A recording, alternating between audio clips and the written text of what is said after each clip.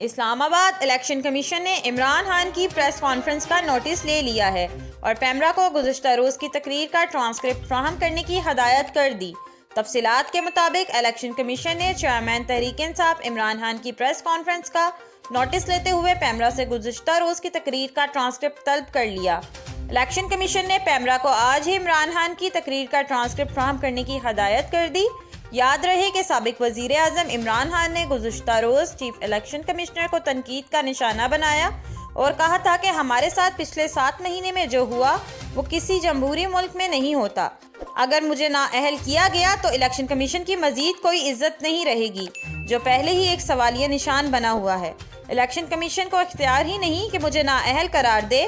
اگر میں پارٹی سربراہ نہیں رہا تو کیا مجھے ووٹ نہیں ملے گا؟ عوام میرے ساتھ ہیں، وہ چوروں کو ووٹ نہیں دیں گے۔ دوسری جانب الیکشن کمیشن آف پاکستان نے سربراہ تحریک انصاف عمران خان کے خلاف 5 کیسز ڈی لسٹ کر دیے۔ الیکشن کمیشن نے 13 دسمبر کے لیے عمران خان کے خلاف یہ کیسز ڈی لسٹ کیے۔ الیکشن کمیشن کے مطابق کیسز بینچ کی عدم دستیابی کے باعث ڈی لسٹ کیے گئے۔ ڈی لسٹ کیے گئے کیسز میں پی ٹی آئی غیر ملکی فنڈنگ، عمران خان کی کامیابی کا نوٹیفیکیشن روکنے کا کیس، عمران خان کو پارٹی چیئرمین شپ سے ہٹانے سے متعلق 2 کیسز اور عمران خان کے انتخابی اخراجات جمع نہ کروانے سے متعلق کیس شامل ہیں۔ ڈی لسٹ ہونے والے کیسز کی سماعت اب 20 دسمبر کو ہوگی۔